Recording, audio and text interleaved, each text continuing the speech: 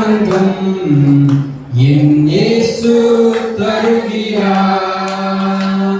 என்றும் ஆனந்தம் என் இயேசு தருகிறார்.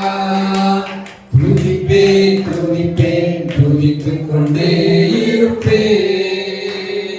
துதிப்பேன் துதிப்பேன் துதித்துக் கொண்டே இருப்பேன். அல்லேலூயா ஆனந்தமே, அல்லேலூயா ஆனந்தமே, அல்லேலூயா ஆனந்தமே, அல்லேலூயா ஆனந்தமே.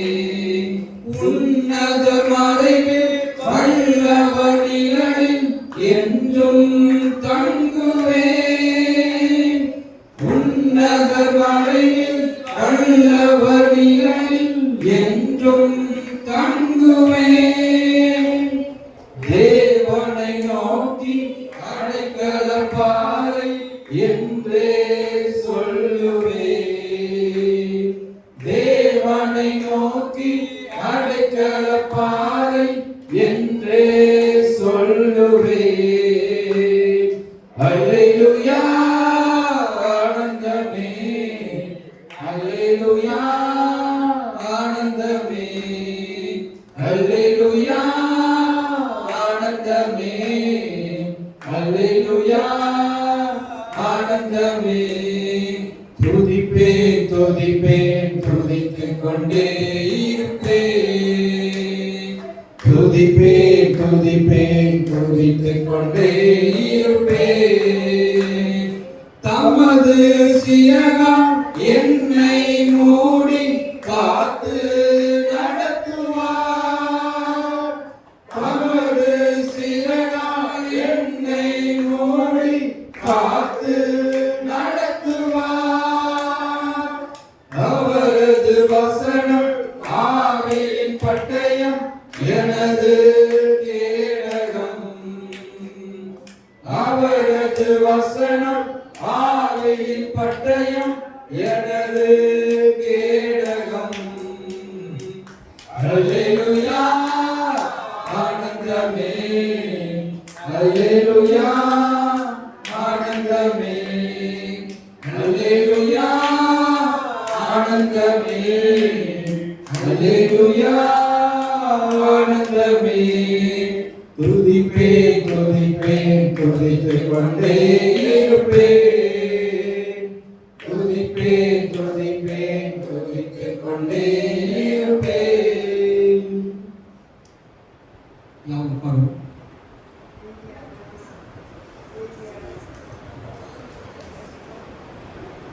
இந்த நாளிலே கர்த்தருடைய நாமத்திற்கு மகிமை உண்டாவதாக. இந்த இடத்திலும் கர்த்தருடைய வார்த்தையை பகிர்ந்து கொள்வதற்கான வாய்ப்பு கொடுத்ததுக்காக நன்றி சொல்கிறேன். நான் 2009 அப்புறம் நான் கல்லூரி படிச்சுட்டு இருக்கும்போது தான் இந்த இடத்துல உடைய வார்த்தையை பகிர்ந்து கொள்வதற்கான வாய்ப்பு கொடுக்கப்பட்டது. அப்பொழுது பாஸ்கர் சார் சபையுடையதாக இருந்தார். கிட்டத்தட்ட 15 வருடங்களுக்கு பிறகு இந்த இடத்திலிருந்து இந்த ஆலயத்திலிருந்து நன்மையை பேசிக்கொண்டனா இந்த இடத்துல கர்த்தருடைய வார்த்தையை பகிர்ந்து கொள்வதற்கு கர்த்தர் கிருபை செய்திருக்கிறார். கர்த்தருக்கு நன்றி சொல்கிறேன். கர்த்தர் பெரிதான காரியங்களை செய்வார்கள். தலைமை தாழ்த்தி செய்திக்காக நான் சொல்கிறேன். எண்ணியலாமையில் நீர் செயல்படுவீர். உம் கரம் என்னை விலகாதிருக்கும். எண்ணியலாமையில் நீர் செயல்படுவீர்.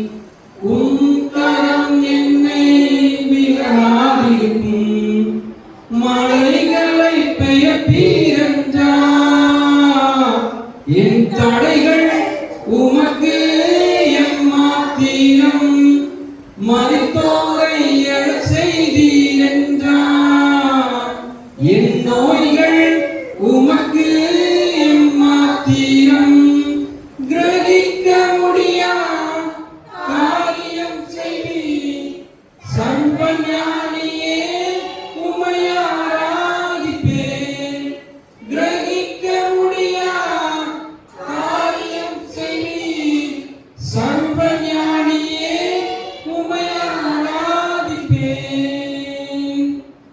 வெறும் கோலும் கையும் இரு பரிமாறமாகும்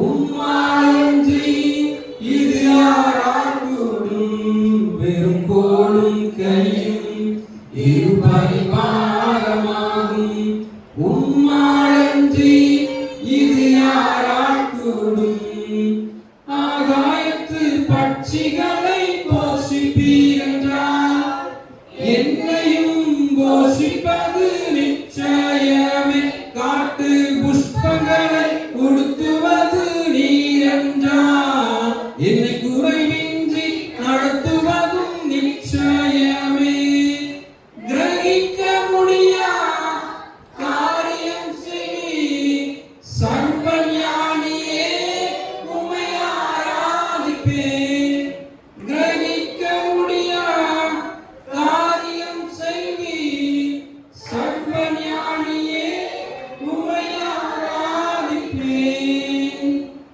என் தேவன் எனக்காய் ஏதாகிலும் செய்திடுவா என்றாகிலும்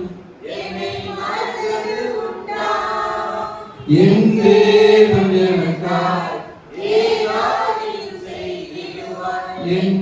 என்றாகிலும் என்னை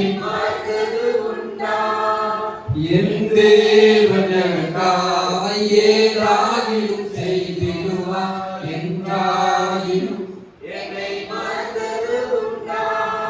என் தேவன் எனக்காய் ஏதாகிலும் செய்திடுவா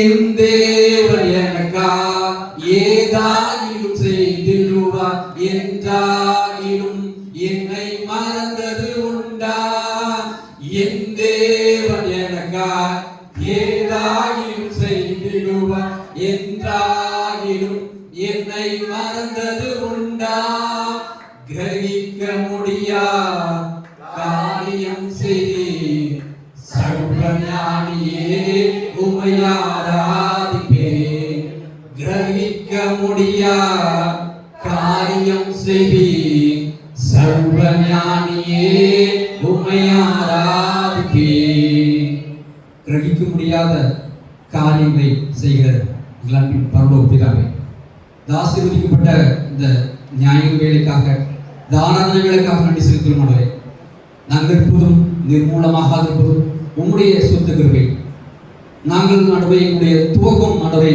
அற்பமாக இருந்தாலும் எங்களுடைய முடிவு ஆண்டவரை சம்பூர்ணமாக இருப்பதற்காக இந்த நிமிடம் வரையும் எங்களை பாதுகாத்தீர் எங்களை சுமந்தீர் எங்களை தப்புவித்தீர் எங்களை பொறுப்படுத்திக் கொண்டீர் எல்லா வேளையும் எங்களை ஆண்டவரை அழைத்துக் கொண்டு வந்த தேவன் தெரிந்து கொண்ட தேவன் இந்த கூட்டத்திலே நீராளுடைய மாசமாக இருப்பதற்காக நன்றி செலுத்தும் ஆண்டவரே இந்த செய்தி நிறைய இடங்களிலே சொல்லப்பட்டது ஆண்டவரே இந்த ஆராதனை நிறைய இடங்களில் நடப்படுகிறது ஆனாலும் இந்த சிறு சபையிலே இந்த திருச்சபையிலே உண்மை தொழுது கொள்வதற்கு வந்திருக்கிற ஒவ்வொரு ஜனத்தையும் ஆண்டவரே நீ ஆசீர்வதிக்க முடியாது இருக்கிறேன் வார்த்தைகளை கொடுங்க ஆண்டவரே மனிதன் அல்ல மனமாறுகிறவன் ஆண்டவரே உம்முடைய வார்த்தை ஆவிக்குரிய அனுபவங்களை நாங்கள் பெற்றுக்கொண்ட அதை பெற்றுக்கொண்டு நாங்கள் இன்னும் உம்முடைய அதோடைய மகிழ்ந்து கழிப்புற உலகத்திற்கு அந்த உப்பாய் இல்லாதபடி அதோட உமக்கென்று வாழ்வதற்கான கிருபைகளை கொடுக்க முடியாது இருக்கிறோம் இதை தாழ்த்துகிறோம் வார்த்தையின்படி இந்த வசனத்தின்படி எங்களோடு கூட பேசுங்க இருதயத்தில் ஆண்டவரை காணப்படுகிற காரியங்கள் குறைகள் கவலைகள் எல்லாவற்றையும் மாற்றி போடுங்க ஆண்டவரை நாங்கள் உண்மை சார்ந்து கொள்ள கிருபை கொண்டே இருக்கிறேன் எங்களை தாழ்த்துகிறேன் என்னை தாழ்த்துகிறேன் தேவ ஆவியானவர் இடைப்பொண்டே இருக்கிறேன் இயேசு கிறிஸ்துவின் நல்ல பிதாவே அல்லேலூயா. கர்த்தர் நமக்கு பாராட்டின கிருபைகள் அதிகமாக இருக்கிறது. நிறைய காலங்கள் கடந்து போகிறது. நிறைய வாழ்க்கையில் மாற்றங்கள் போய்கொண்டே இருக்கிறது. ஆனால் நாம் எதை நோக்கி பயணித்துக் கொண்டிருக்கிறோம் என்கிற ஒரு சூழ்நிலை இருக்கும். எதை நாம் செய்கிறோம் என்கிற ஒரு சூழ்நிலை இருக்கும்.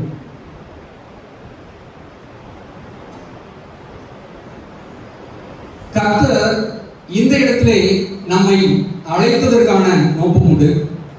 கர்த்தர் நம்மை தெரிந்து கொள்வதற்கான நோக்கம் உண்டு. கர்த்தர் எந்த சூழ்நிலையிலும்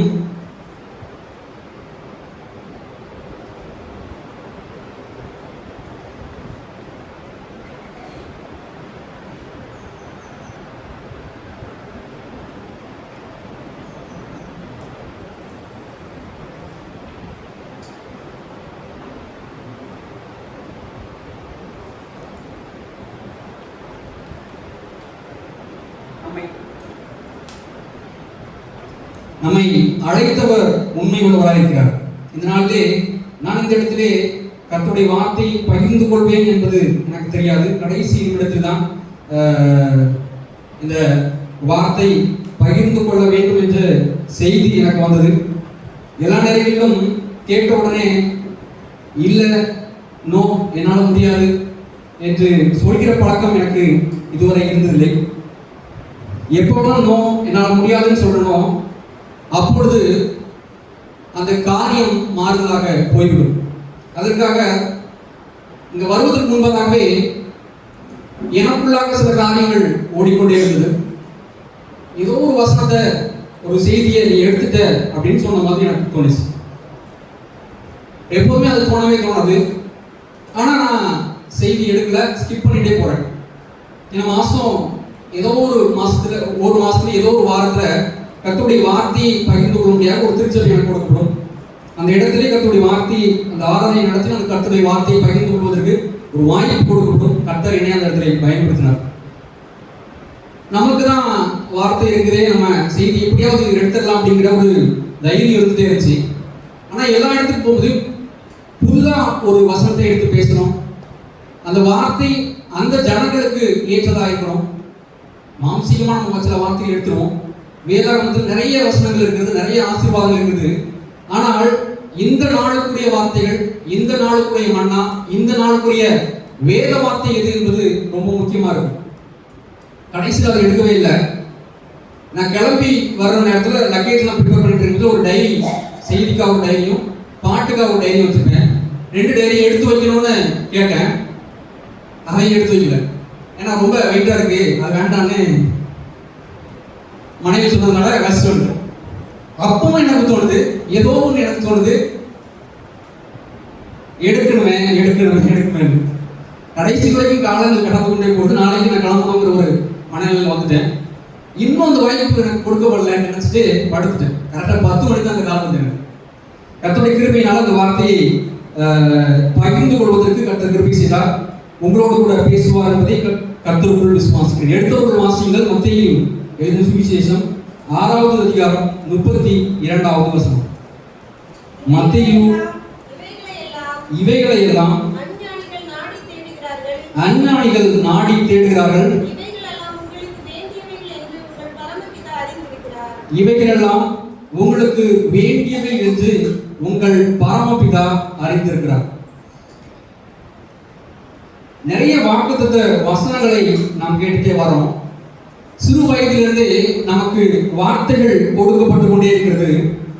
ஆனால் அந்த வார்த்தைகள் நமக்குள்ள, நம்முடைய வாழ்க்கைக்குள்ள கிரியை செய்கிறதா என்று கேட்டால் நிறைய நேரங்களில் அது கிரியை செய்வதில்லை. ஏன் கிரியை செய்யவில்லை? கர்த்தர் நமக்கு ஒரு வாழ்க்கையை வைத்திருக்கிறார். கர்த்தருடைய நோக்கம் ஒன்று உண்டு, கர்த்தருடைய திட்டம் ஒன்று உண்டு. அதை புறம்பே தள்ளிவிட்டு நாம் நமக்கு ஒரு பாதையை வைத்துவிட்டு அந்த பாதையிலே ஓடிக்கொண்டே இருக்கிறோம். ஒரு ட்ராக் வச்சிருக்காங்க, இந்த ட்ராக்ல தான் ஓடணும்னு சொல்லிட்டு 100 மீட்டர் ஓடுனாங்க, 200 மீட்டர் ஓடுவாங்க, ஓடிட்டே இருப்பாங்க. அந்த ட்ராக்கை தாண்டி வேற ட்ராக் போனீங்கன்னா அவன் போய் அந்த ட்ராக்கை முடிச்சு கம்ப்ளீட் பண்ணாலுமே அவனுக்கு பரிசு கொடுக்கப்படுவதில்லை. ஏன்னா அவனுக்குடைய பாதையில போனா மட்டும்தான் அவனுக்கு பரிசு கொடுக்கப்படும். நமக்கும் அப்படித்தான். கர்த்தர் நமக்கு கொடுக்கப்பட்ட ஓட்டத்திலே, கர்த்தர் நமக்கு கொடுக்கப்பட்ட பாதையிலே சரியாய் செல்கிறோமா செல்லவில்லையா என்பது நமக்கு எப்படி தெரியும்? கர்த்தர் அநேக நேரங்களிலே நம்மோடு கூட பேசுகிறார். வேத வார்த்தையின் மூலமாக பேசுகிறார், ஜெபத்தின் மூலமாக பேசுகிறார், செய்தியின் மூலமாக பேசுகிறார், இன்னும் அநேக பரிசுத்தவான்கள் மூலமாக பேசுகிறார்.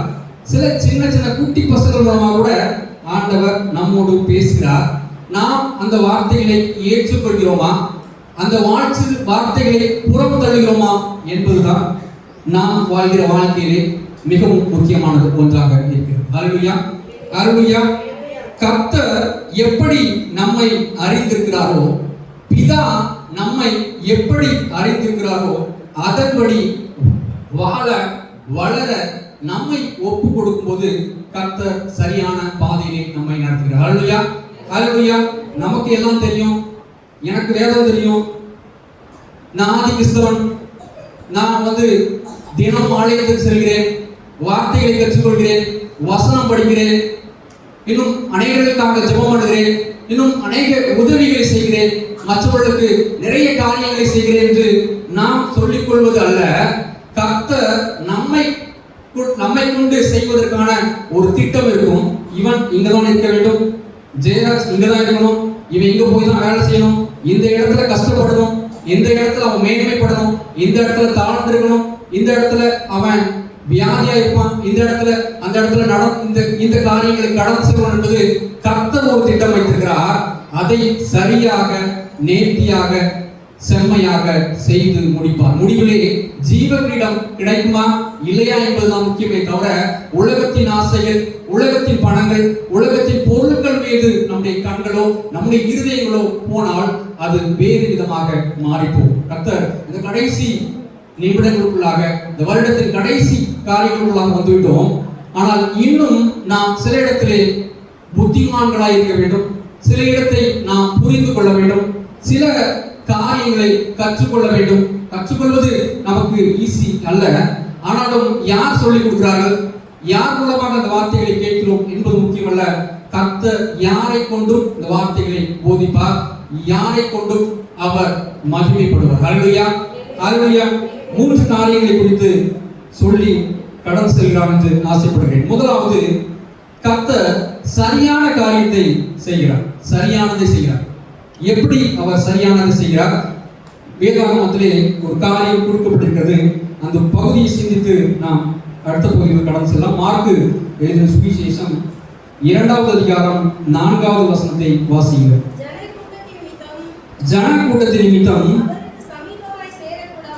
அவருக்கு சமீபமாய் சேரக்கூடாமல் திறப்பாக்கி திமிர்வாத அடுத்த வாசிங்க. இயேசு அவருடைய விசுவாசத்தை கண்டு திமிர்வாதக்காரனை நோக்கி, மகனே, உன் பாவங்கள் உனக்கு மன்னிக்கப்பட்டது என்றார். ஹல்லேலூயா. இதுல ஒரு செய்தி நமக்கு கொடுக்கப்படுகிறது. நாம் அநேக நேரங்களிலே இந்த வசனத்தை வாசித்திருப்போம், இதை கடந்து சென்றிருப்போம். ஆனால் ஆண்டவர் இந்த நாளிலே சில காரியங்களை குறித்து நம்மை சிந்திக்க வைக்கும்படி கர்த்தர் அழைக்கிறார். ஹல்லேலூயா. இதிலே ஒரு திமிர்வாதக்காரன் இருக்கிறான். அவன் கர்த்தரிடத்தில் கொண்டு வரப்படுகிறான்.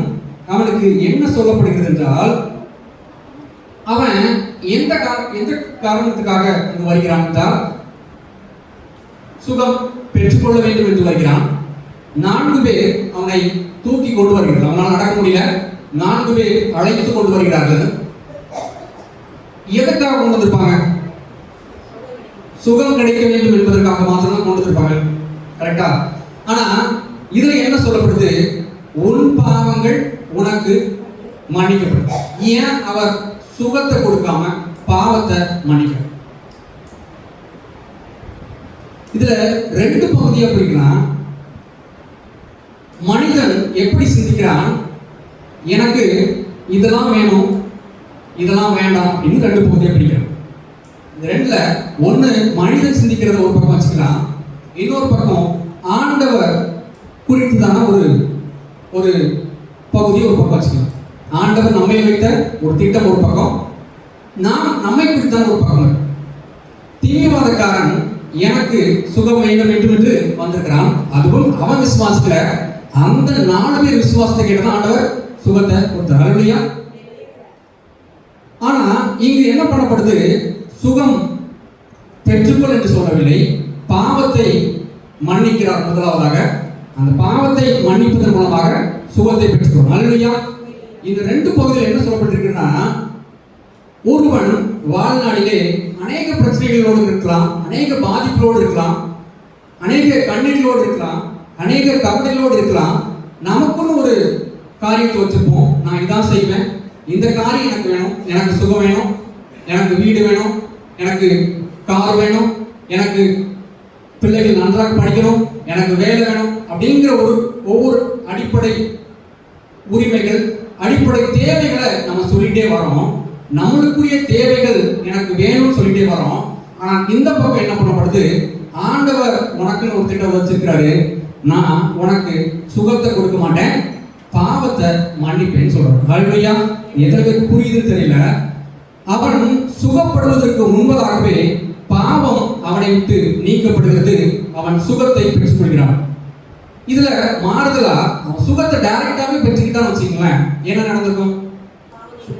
பாவங்கள் மன்னிக்கப்பட்டிருக்காரு, சுகத்தை வாங்கியிருப்பான், சந்தோஷமா ஜாலியா போயிருப்பான். அதுக்கப்புறம் இயேசுங்கிறவரை மறந்துருப்பான், இவரு என்ன சுகத்தை கொடுத்தாருங்கிறத மறந்துருப்பான். அதுக்கப்புறம் இவரை பத்தியான நினைப்புகளே இருக்காது. மறுபடியும் பாவத்தில் விடுவான், மறுபடியும் இதே வியாதி வரும், மறுபடியும் எங்க வருவான்? நாம் நிறைய இடங்களிலே இப்படித்தான் இருக்கிறோம். நம்முடைய வாழ்க்கை இப்படித்தான் இருக்கிறது. நம்முடைய வாழ்க்கையின் ஓட்டம் இப்படித்தான் இருக்கிறது. நாம் சரியானதை செலக்ட் பண்ணிக்கிறோம்னு நம்ம நினைச்சுக்கிறோம். ஆண்டவர் என்ன சொல்றாரு, நீ சரியானதை செலக்ட் பண்ண தம்பி, இது கரெக்ட் இல்லை தம்பி, இது கரெக்ட் இல்லை மகளே, இது வேண்டாம், இதை எடுத்துக்க நான் சொல்றாரு. நம்ம அதை வேண்டாம், எனக்கு பிடிச்சதுதான் வேணும் ஒரு இடத்துல சொல்லுவோம். ஆண்டவர் அதையும் கொடுத்துருவாரு. கொடுத்துட்டு பின்னாடி என்ன நடக்குங்கிறது நம்மளுக்கும் தெரியாது, ஆண்டவருக்கும் தெரியாது. ஹல்லேலூயா. கர்த்தர் இந்த இடத்தை குறித்து திமிர்வாதக்காரன் பாவங்கள் எப்படி மன்னிக்கப்பட்டதோ நம்மை குறித்து நம் சில காரியங்களால், சில தேவைகளால், நமக்கு தேவை வேணும், எனக்கு குழந்தை வேணும், எனக்கு சில உலக பிரகாரமான காரியங்கள் வேணும், உலகப்புறமான ஆசீர்வாதங்கள் வேணும், நன்மைகள் வேணுங்கிற ஒரு மைண்ட் செட்டை தான் இருப்போம். அந்த மைண்ட் செட்டை ஆண்டவர் இந்த வருடத்துல உடைத்து குழி தோண்டி புதைக்க சொல்றார். ஹல்லேலூயா. நான் போற பாதை கரெக்ட் தான், ஆண்டவர் இந்த இடத்துல சரியா தான் நடத்துகிறாருங்கிற எண்ணங்களை இருதயத்தில் வச்சுக்கிட்டு அந்த நோக்கத்தோடு நாம் நடந்து செல்லும் போது இந்த திமிர்வாதக்காரனுக்கு பாவங்கள் எப்படி மன்னிக்கப்பட்டு நோய்களிலிருந்து சுகமானானோ நமக்கும் அப்படித்தான் சரியாய் நேர்த்தியாய் நடத்துவார். ஹல்லேலூயா. ஆனால் அநேக நேரங்களிலே குடும்பங்கள் வித்தியாசமாக இருக்கும். எப்படி இப்படி போகிறதுங்கிற ஒரு சிந்தனைகள் எனக்கு அப்பப்போ வரும். ஏன்னா அப்பா இறந்த பிறகு எங்களுடைய குடும்பங்கள் சூழ்நிலை மாறி போகும். ஒருவர் தான் இருக்கிறாரு, அவர் தான் வேலை பார்க்குறாரு, அவர் தான் சம்பாதிக்கிறாரு, அவர் தான் வீட்டில் உள்ள எல்லாருக்கும் பொறுப்பு, அவர் தான் படிக்க வைக்கிறாரு. இது எல்லாமே போகுது. ஒரு நாள் இரவிலே 2009 ஜூலை 30 நினைக்கிறேன், எல்லாம் தகர்ந்து போகிறது. வீட்டிலே அவரை வைத்து, ஒரு தகப்பனை வைத்து தான் அந்த குடும்பம், அந்த சக்கரம் சுழன்று கொண்டிருக்கிறது. அந்த சக்கரம் 2009 ஜூலை 30 நின்று போகுது. மனிதர்கள் என்ன சொல்வார்கள், சுற்றி இருக்கிறவர்கள் என்ன சொல்வார்கள், நண்பர்கள் உறவினர்கள் என்ன சொல்வார்கள்? அந்த ஓட்டம் அந்த வீட்டிலே முடிந்து போனது. இதன் பிறகு எப்படி படிப்பார்கள், எப்படி வேலைக்கு போவார்கள், எப்படி எல்லாரையும் கல்யாணம் பண்ணி அவரை கரை சேர்ப்பார்கள், எப்படி இது நடக்கும் என்கிற ஒரு கேள்விக்குறியை வைத்துவிட்டு கடந்து செல்வார்கள். தவிர யாரும் நமக்கு உதவிக்கு வரப்போவது இல்லை. ஹல்லேலூயா. ஆண்டவர் அந்த தினத்திலிருந்து இந்த தினம் வரை கர்த்தர் கிருபையோடு ஜெபத்தோடு நடத்துகிறார் என்றால் கர்த்தர் எவ்வளவு அதிசயமானவர். ஹல்லேலூயா. ஹல்லேலூயா. கர்த்தர் அந்த தினத்திலிருந்து ஒவ்வொரு காரியங்களாக ஜெபத்தின் மூலமாக பெற்றுக் கொள்கிறோம். எல்லாரும் நல்லா படிக்கிறாங்க, எல்லாருக்கும் வேலை கிடைக்குது. ஒவ்வொன்றா 2011 திருமணம் ஏற்படுத்தப்படுகிறது. 2011 அடுத்த திருமணம், கிட்டத்தட்ட 8 திருமணத்தை கடந்து விட்டோம். எப்படி நடத்தினோம், எப்படி பணம் வந்தது, எப்படி செய்தோம், யாரை குறித்து செய்தோம், யாரை கொண்டு நடத்தினோம் என்பது தெரியாது. ஆனால் ஆண்டவர் சரியான பாதையிலே நடத்தினார். எப்பொழுது கர்த்தரை சார்ந்திருந்து, கர்த்தரோடு கூட இருந்து, கர்த்தருடைய வார்த்தையை விசுவாசித்து, கர்த்தரோடு கூட இருந்து ஜெபித்து இந்த காரியத்தை பெற்றுக்கொண்டோம். ஹல்லேலூயா. நாம் அந்த நேரத்திலே நமக்கு தெரியும், நம்ம மனிதர்களை போயிடலாம், இவன் எனக்கு ஹெல்ப் பண்ணுவான், உறவினர்கள் நமக்கு சப்போர்ட் பண்ணுவாங்க, இங்கிருந்து பணம் வந்துடும், அங்கிருந்து பணம் வந்துடும், நம்மளுக்கு ஒவ்வொரு ஃபிக்ஸட் டெபாசிட் போட்டிருக்காங்க, 1 லட்சம் போட்டிருக்காங்க அப்படிலாம் மனிதர்கள் சொல்லுவார்கள். ஆனால் கடைசியாக கர்த்தர் சரியான பாதையை நடத்துவதை பார்க்கும்போது தான் தெரியும் ஆண்டவர் எவ்வளவு கிருபையாக, எவ்வளவு நன்மையாக. நாம் சில இடத்துல நம்ம உலக பிரகாரம் யோசிச்சிருந்தா, உலக பிரமாணம் சிந்திச்சிருந்தா, திருமணம் நடந்திருக்கும், வேலை கிடைச்சிருக்கும், எல்லாமே கிடைச்சிருக்கும்.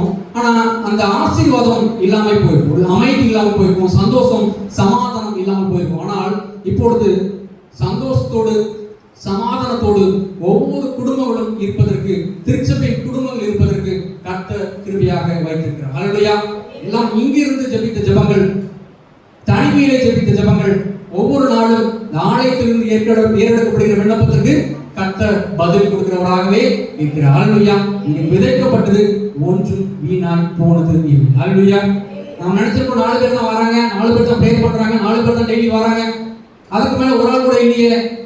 இல்ல, இங்க 4 பேர் இருக்கிறோம். சுத்தி இருக்கிற 400 பேருக்கு, 4000 பேருக்கு, 4 லட்சம் பேருக்கு ஜெபம் ஏறெடுக்கப்படுகிறது. அந்த ஜெபம் அவர்களை உயர்த்துகிறது, அவர்களை மேன்மைப்படுத்துகிறது, அவர்களை வியாதியிலிருந்து போகிறது, அவர்களுக்கு தேவைகளை பூர்த்தி செய்கிறது, அவர்களை கொண்டு இன்னும் அதிகமான காரியங்களை கர்த்தர் செய்கிறார்.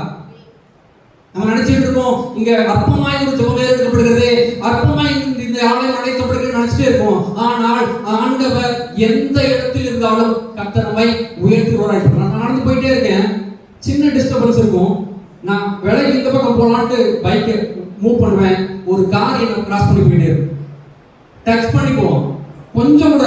ஆனா ஏதோ ஒரு பாட்டோ ஏதோ ஒரு காரியத்தை குறித்து நான் யோசிச்சுட்டே போவேன். கர்த்தர் அந்த இடத்துல ஒரு சின்ன டைவர்ஷன் இருக்கும், அப்படியே என்னை கட் பண்ணி போயிட்டே இருப்போம். நான் கொஞ்சம் மூவ் பண்ணல கூட அடிச்சுட்டு போயிட்டே இருக்கும். இந்த மாதிரி மரணங்கள், விபத்துக்கள், ஆபத்துக்கள் நடந்து கொண்ட கொடுமையான உலகத்திலே வாழ்ந்து கொண்டிருக்கிறோம்.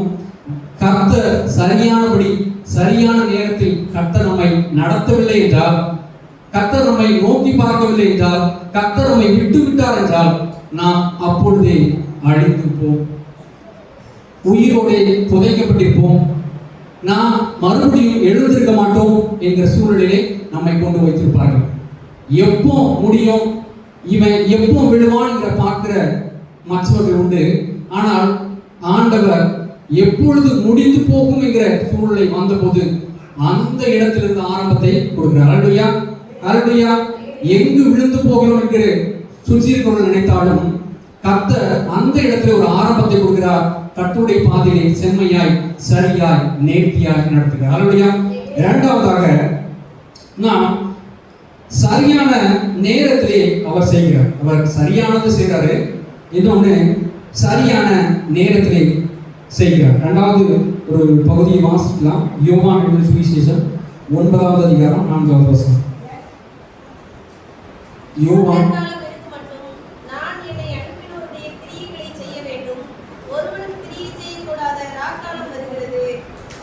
ஒருவனும் கிரியை செய்யக்கூடாத ராக்காலம் வருகிறது.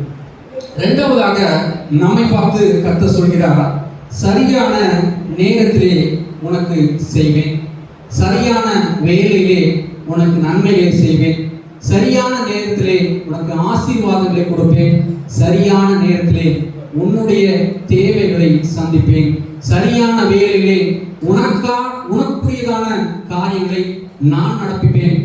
மனிதன் அல்ல, தேவ ஆவியானவர் இருக்கிறார். ஹல்லேலூயா. அவர் பரமபிதாவாக இருக்கிறார்.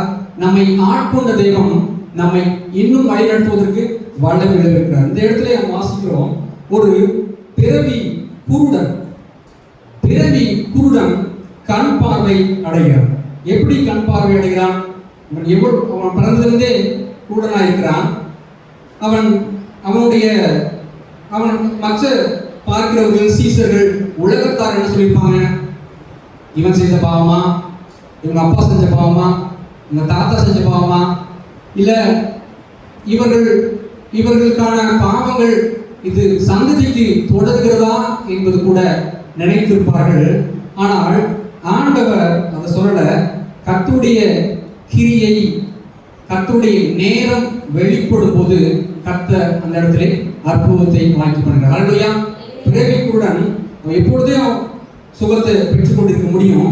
ஆனால் ஆண்டவர் அவருடைய நேரம், அவருடைய சித்தம், அவருடைய திட்டம் வரும்போதுதான் அந்த இடத்திலே கர்த்தர் பெரிதான காரியங்களை செய்கிறார். அந்த இடத்துல அற்புதமான காரியங்களை செய்கிறார். அல்லேலூயா. எனக்கு ஒரு நண்பன் தெரியும், என்னோட கல்லூரியில் படித்த நண்பன். நேற்றைய தினத்திலே அவருடைய வளகாப்புக்கு செல்வதற்கான வாய்ப்பு கிடைத்தது. செஞ்சேன். அநேக நாட்களாக கல்லூரி முடிந்த பிறகு அவனுக்கு எனக்கு பெருசாக டச் இல்லை. ஒரு 2-3 வருஷம் கழிச்சு கால் பண்ணேன். அவன் ஒரு ஆர்ஃபனேஜ் வச்சு அவங்க மாமாவும் அவனும் அதை நடத்திட்டு இருக்காங்க, ஆர்ஃபனேஜ் பகுதியில். ரொம்ப நாளாகவே எனக்கு ஒரு சிந்தனை இருந்துகிட்டே இருந்துச்சு. அவன் மேரேஜ் முடிஞ்சு ரொம்ப நாள் ஆச்சு, அவனுக்கு குழந்தை இருக்கா இல்லையா அப்படிங்கிற ஒரு டவுட். அதே கேள்வி என் மனைவி என்ன கேட்குறாங்க. அவங்ககிட்ட கேட்டீங்கன்னா நான் அவன்கிட்ட கேட்கறத பற்றி கண்டிப்பாக அவனுக்கு குழந்தை இருந்துச்சுன்னா தெரிஞ்சிருக்கும், கண்டிப்பாக இல்லாத மாதிரி தான் இருக்குங்கிற மாதிரி அதை விட்டுட்டேன். அது நாட்கள் கடந்து கொண்டே இருக்கிறது. அவனுடைய நாங்கள் படித்த கல்லூரியிலே ப்ரொஃபஸராக ஜாயின் பண்ணுறான், ஆர்ஃபனேஜையும் நடத்திட்டார். இந்த 2 வேலைகளும் பேரலாக பண்ணிட்டு இருக்கு. நாட்கள் உருளோடி கொண்டே போகிறது. திடீர்னு ஒரு நாள் கடந்த மாதத்தில் நினைக்கிறேன், திடீர்னு ஒரு ஃபோன் வருது. இந்த மாதிரி ஒய்ஃபு ப்ரெக்னென்ட் ஆகிருக்காங்க, எதுக்காக வளகாப்பு வச்சுருக்கோம், நீ கண்டிப்பாக வரணும் அப்படின்னு சொல்கிறோம். இப்போது நான் யோசிச்சிருக்கேன் எப்படி அப்படிங்கிறத நான் கேட்குற முடியும். அவன் சொல்ல ஆரம்பிச்சிட்டான். கிட்டத்தட்ட 2017 அவனுக்கு திருமணம் நடந்தது. கிட்டத்தட்ட 9 வருடங்கள் கடந்தது. கர்த்தர் கிருபையாக கர்ப்பத்தின் கனியை கொடுப்பதற்கு சித்தம் கொண்டதனால் இந்த காரியம் நடக்கிறது என்று ரொம்ப சந்தோஷமா மகிழ்ச்சியா சொன்னதை கேட்டேன். 9 வருஷமானு எனக்கு ஒரு பயங்கர ஆச்சரியம். கர்த்தர் கிருபையா அவன் ப்ரேயர் பண்ணி காத்திருந்து அந்த காரியங்களை பிடிச்சு பண்ணான். இதுதான் ஒரு சர்ப்ரைஸ். பார்த்தா நேற்று அவங்க வீட்டில் வளகாப்பு போயிருக்கோம். மெசேஜ்லாம் முடிச்ச பிறகு ஒரு 4 பேர் வரிசையாக சாட்சி சொல்கிறாங்க. சாட்சி சொல்ல வரும்போது அவங்க அம்மா, அந்த பையனோட அம்மாவும் சாட்சி சொல்ல வராங்க. மொத்தம் 3 பையன். 3 பையன் இவங்க 3ஆவது பையன் இளையவன். 2 பேருக்குமே குழந்தை இல்லாமல் தான் இருந்திருக்கு. அவங்களுக்கும் 8 வருஷம் 9 வருஷம். அதே மாதிரி 2வது பையனுக்கும் 8 வருஷம் 9 வருஷம். 3வது பையனுக்கும் 8 வருஷம் 9 வருஷம். இதில் ஹைலைட் என்னன்னா, சின்ன பையனுக்கு குழந்தை வந்துட்டு நடு பையனுக்கு வரதான் அவன் வருத்தப்படுவான்.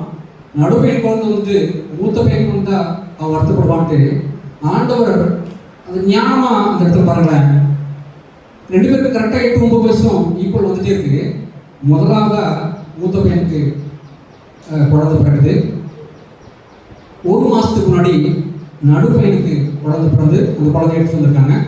அடுத்தது இந்த பையனுக்கு குழந்தை கருவுல இருக்குது. ஹல்லேலூயா, ஹல்லேலூயா.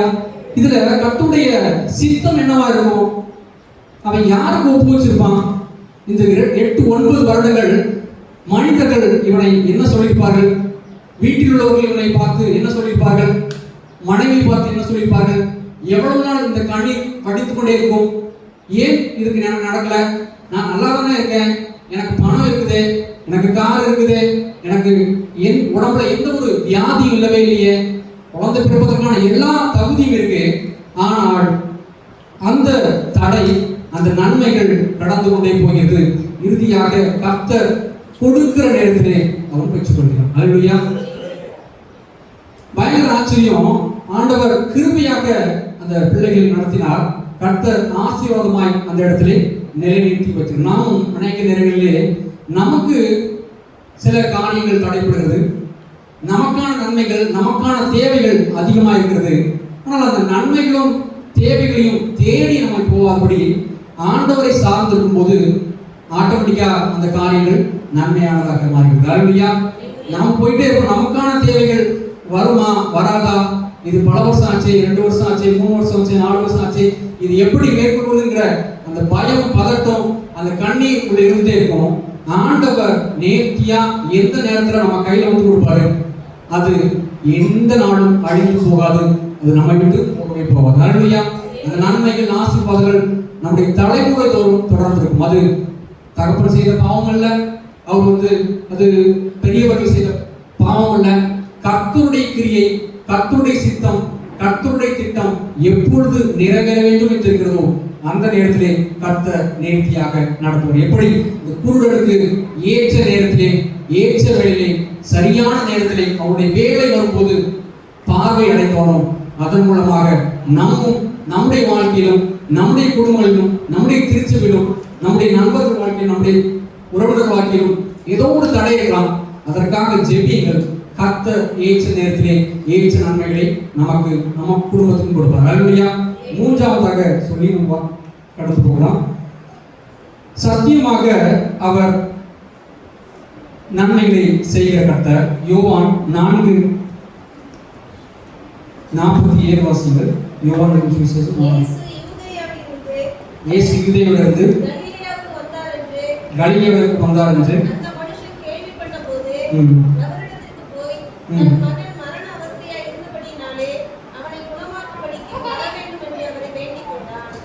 இயேசு யூதேயாவிலிருந்து கலிலேயாவுக்கு போறாரு. ஒரு மனுஷன் வரான். தன்னுடைய மகன் மரண அவஸ்தையா இருக்கிறான், அவனை குணமாக்கணும்னு ஆண்டவர் சொல்றார்.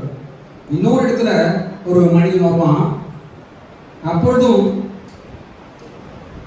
தன்னுடைய மகள் குணமாக்க வேண்டும் என்று சொல்லுவான். யாரு? எவ்வளவு. இதுல ரெண்டு பகுதியிலும் ஒரு வித்தியாசம் இருக்கிறது. எவ்வளவுக்கு ஆண்டவர் நேரடியாக வீட்டிற்கு சென்று சுகத்தை கொடுக்கிறார். இந்த மனிதனுக்கு கர்த்தர் ஒரு வார்த்தையை அனுப்புகிறார். ரெண்டுக்கு டிஃபரெண்ட் இருக்குது.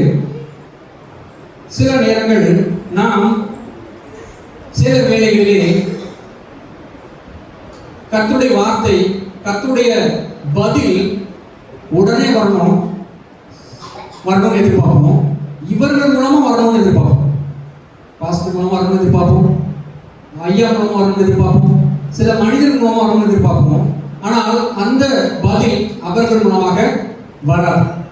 இங்கே அங்க சொல்லப்பட்டிருக்கிறது, அவன் என்ன நினைச்சிருப்பான், ஆண்டவர் சுகத்தை கொடுப்பார் என்று நினைச்சிருப்பான். அங்கு மாறுதலாக மாறி போகிறது. கர்த்தர் ஒரு வார்த்தையை அனுப்புகிறார். இந்த வார்த்தை நீ போகலாம்,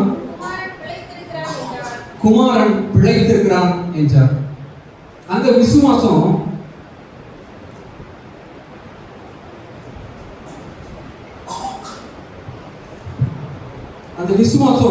ரொம்ப முக்கியமா இருக்கிறது. அவர் போய் அவருடைய ஊழியக்காரர் அவனுக்கு எதிர்கொண்டு அவருடைய குமாரன் பிழைத்திருக்கிறார் என்று அறிவித்தார்கள். அப்பொழுது அந்த எந்த மணி நேரத்தில் அவனுக்கு குணம் உண்டாயிற்று என்று அவரிடத்தில் கேட்கிறார். அந்த வார்த்தை சொன்ன மாத்திரத்திலே அங்க அற்புதம் நடக்குது. அதை எப்படி தெரிஞ்சுக்கிறான்? போகும்போதே சொல்லப்படுது, எந்த நேரத்துல குணமடைந்தான் ஒரு வார்த்தை கேட்கிறான். சொல்றாரு, குமாரன் பிழைத்திருக்கிறான் என்று இயேசு சொன்ன அந்த மணி நேரம் அதுவே என்று தகப்பன் அறிந்து அவனும் வீட்டார் அனைவரும் விசுவாசித்தார்கள். அல்லேலூயா, அல்லேலூயா. கர்த்தர் சத்தியமாய் சில காரியங்களை செய்து முடிப்பேன்னு சொன்னா சத்தியமாய் அந்த காரியங்களை செய்து முடிப்பார். நாம் நினைக்கலாம், இது வேறு விதமாக மாறி இருக்குமோ, இதை போய் குணமாக்கி இருக்கலாமே அப்படிங்கிற ஒரு சிந்தனைகள் நமக்குள்ள ஏற்படும். நாம் சில சிந்தனைகளோடு நாம் ஒரு மனக்கலக்கத்தோடு போவோம். ஆண்டவர் சத்தியமா இந்த காரியங்களை நடத்தி முடிப்பேன் என்று உங்களுக்கு வாக்குத்தத்தம் கொடுத்தால், தீர்மானம் பண்ணினால் அதை முடிக்கும் வரையில் அவர் விடவே மாட்டார். அல்லேலூயா, அல்லேலூயா. ஆம், ஆண்டவர் முதலாவது நம்மோடு பேசினார். சரியான காரியத்தை செய்வார். இரண்டாவதாக சரியான நேரத்தில் செய்வார். மூன்றாவதாக சத்தியமாய் உண்மையாய் அந்த காரியங்களை நடத்தி முடிப்பார். அல்லேலூயா. கர்த்தர் நம்முடைய வாழ்க்கையிலே, நம்முடைய பிள்ளைகள் வாழ்க்கையிலே, நம் திருச்சியில் ஒவ்வொருடைய வாழ்க்கையிலே அவ்விதமாக கர்த்தர் இடைப்படுவார். இந்த ஆண்டு முழுவதும் எப்படி நடந்துக்கும் தெரியாது. முதல் நாள் ஒரு வாக்குத்தத்தம் கொடுக்கப்பட்டது. அந்த வாக்குத்தத்த அட்டை கூட நமக்கு இருக்கான்னு தெரியல. ஆனாலும் கர்த்தர் இதுவரையிலும் நம்மை நடத்தி கொண்டு வந்திருக்கிறார். இனிமேலும் நடத்த வல்லமையுள்ளவராக இருக்கிறார். அல்லேலூயா. புதிய வருடத்திலே புதிய நன்மைகளோடு புதிய ஆசீர்வாதங்களோடு சரியான காரியத்தை நாம் தேர்ந்தெடுப்போம். சரியான நேரத்திலே சரியான வேலையிலே சத்தியமாய் நம்மை நடத்துகிறவர் நமக்கு முன்பாக கடந்து போகிறார். அவர் நம்மை சரியான வேலையை நடத்தி நம்மை எல்லா சூழலிலும், எல்லா பிரச்சனைகளிலும், பாடுகளிலும், வியாதிகளிலும், கண்ணீர்களிலும், கவலைகளிலும், மரண சூழலிலும் நம்மை விடுவிக்க உண்மையுள்ளவராக இருக்கிறார். அல்லேலூயா, அல்லேலூயா. விதமான ஆசீர்வாதங்களை கொடுப்பாராக. தலையை தாழ்த்தி இந்த வார்த்தைகளுக்காக கர்த்தர் நமக்கு கொடுத்த வார்த்தைகளுக்காக ஜெபித்து கடந்து செல்லலாம். யாக்கோபின் தேவன் என் தேவன், எனக்கென்றும் துணையவரே, என்னாலும் நடத்துவாரே. யாக்கோபின் தேவன் என் தேவன், எனக்கென்றும் துணையவரே, என்னாலும் நடத்துவாரே.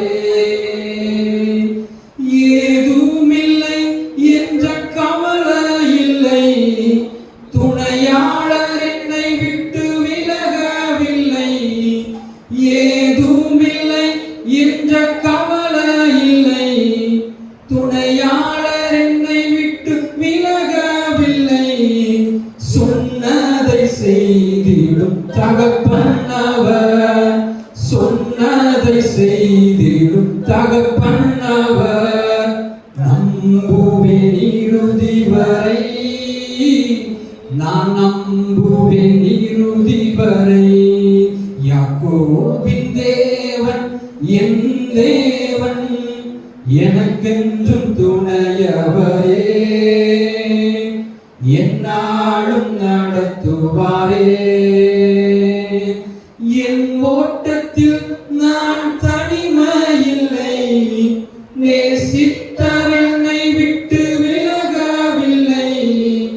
என் ஓட்டத்தில் நான் தனிமையில்லை, நேசித்தவர் என்னை வெறுக்கவில்லை.